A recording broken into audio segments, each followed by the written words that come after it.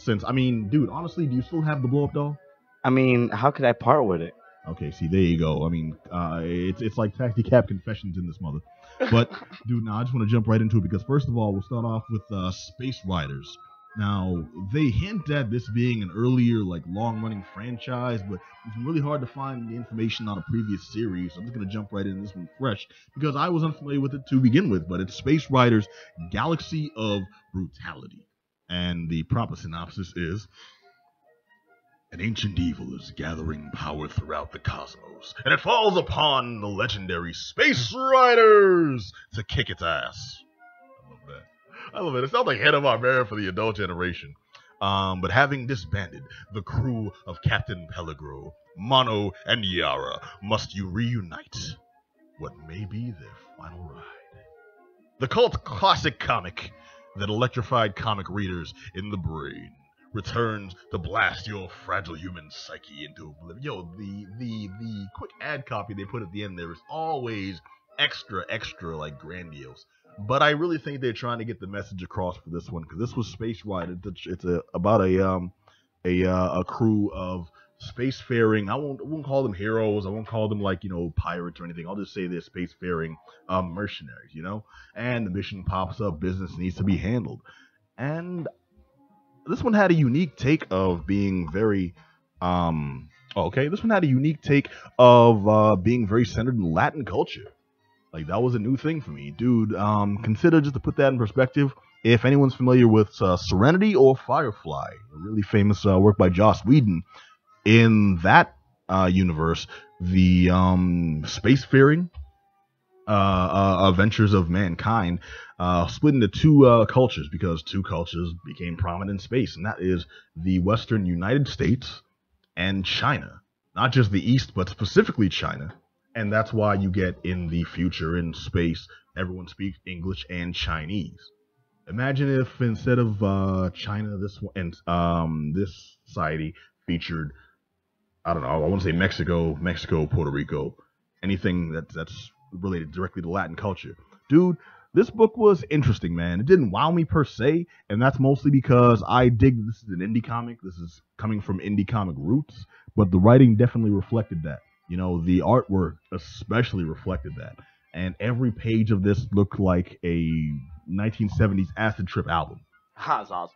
That's, I don't know, man. That's cool for an album cover, but dude, we're talking page after page of like, bright purples, fuchsias, deep yellows that are just like in your face constantly. It muddles the artwork, man. Oh. Yeah, I'm sure you're trying to give me fight scenes where it's like get these elongated arms and stuff looking like something out of, did you ever read, did you ever read the original Tick comics or Megaton Man? I did not. Okay. Megaton Man was drawn even better. One of the X books, X Factor, when they started doing that more indie, hollow-eyed Madman look style artwork. Nah. No, none of those? None. All right. Well, it's a very unique style that isn't really seen much. Madman was actually good on Thrall. I'm going to stick with that realm because Madman was a specific comic about a single dude, white jumpsuit, kind of nuts. But the art style is what really made that book stand out. This is like the, I don't know, bastard younger brother of that style, Lazier version? Yeah, pretty much, man. And I don't hold it against them. I understand it's going for a niche audience. But you lose that mass appeal when every page looks like I'm missing the black light to go with it, Yeah. It's a mature reader's book, so I can definitely understand why they would go for more hardcore language in the storyline breakdown, the action, quote unquote. But it kind of lost me after, like, very soon after a few pages. Going through this whole thing, it's very disjointed, and that's what bugged me because I'm like, I was looking forward to this. I'm like, yo, the concept, the cats, they call Space Riders. Space Riders and adventures in space and all this stuff. I'm like, yo, this is like, Space Ghost for adults. Let's do it, bung, bung. And instead, I'm just trying to follow this, like, okay, they met this dude's mother, and she's some kind of space queen, and his father's like a legendary hero and pirate, but also like a deadbeat dad. So, like, dude from the Starjammers? No, not quite, because he had his own team that he was very loyal to and stayed with, and they had their own, like, family loyalty thing. And it turns out the mother really broke out and tried to do her own thing in space. Oh, like, How to Train Your Dragon 2 for a cause. Nah, man, she just really wanted to explore and see new places. And the whole thing kind of seemed like it was a too many cooks situation. I mean, I understand from the writers, there was only, a couple of people involved here, but it seems like they just had so many ideas they were throwing in. It was a hodgepodge that just went really, really wrong. And I had high hopes that were kind of dashed. It's not bad, but it's really steeped in knowing the history of these characters or being really attached to them. Where if you're a new reader trying to come in fresh, you don't really get any kind of attachment to the story. It's muddled, it's hard to follow, it's murky at times. Wait, and then, who was the publisher, writer, and artist? Oh, I actually got that here, Herb. Thank you for asking. It was written by Fabian Rangel Jr. and Alexis Zurich, and these are cats who have worked together before. They actually reunited to work on this title, so I'm guessing this fabled earlier version the cats were talking about that I unfortunately wasn't able to find info on was done by these same dudes. And I love that when original creators come back to do, a new chapter on a work that they've established before and gotten success with, because it worked for Deadpool. Whenever Fabian, Nicieza, I finally found the proper way to pronounce that. So Fabian Nicieza and Rob Liefeld. And, dude, it hurts. It personally hurt because those cats, I don't like either of them solo, but when they come back on a title like Deadpool and actually do good work, it's awesome. This, I thought, okay, maybe after a couple, issues, I'll see what really made this book some serious shiz. And then by the end, it still didn't capture me. Everything seemed really hard to follow. It was kind of like, oddly enough, Johnny will appreciate this, following a Transformers book. Oh. Yeah, dude. The Transformers do good things, and this one didn't necessarily. Johnny, you seem to have something to say. I had nothing to say. I was trying to think of something to say, but no, it's okay. I won't hold it against you, man. I won't put you on the spot. I've had those where it's like, oh, I gotta interject a comment. Man. I've been there. It's okay. What up, Herb?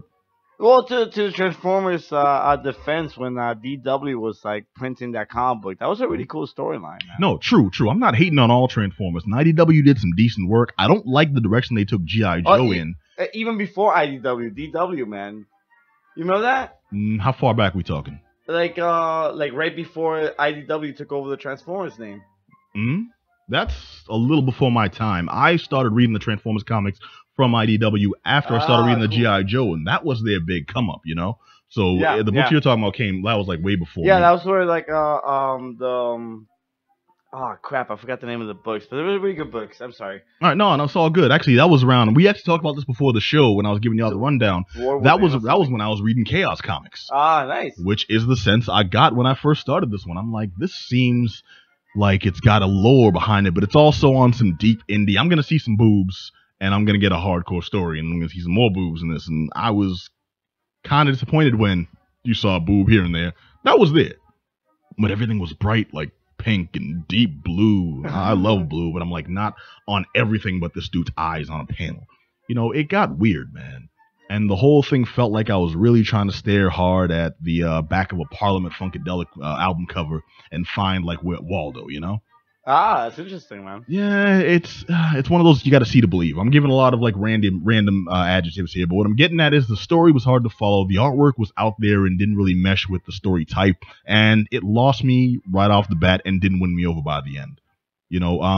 It's called Space Riders Galaxy of Brutality. If you have any history with the line of the franchise or the writers Fabian Rangel Jr. or Alexis Zurich, then yeah, maybe you want to pick this up. But for any general comic readers, especially those not familiar with this title, I would say pass. And that hurts for indie comics. I love to promote those when everyone's all about DC and Marvel, but yo, it is what it is, man. Yep. Hey. All right, so Johnny, I went on a little too long about that, but I know you are anxious, chomping at the bits. Chomping on so many bits, man.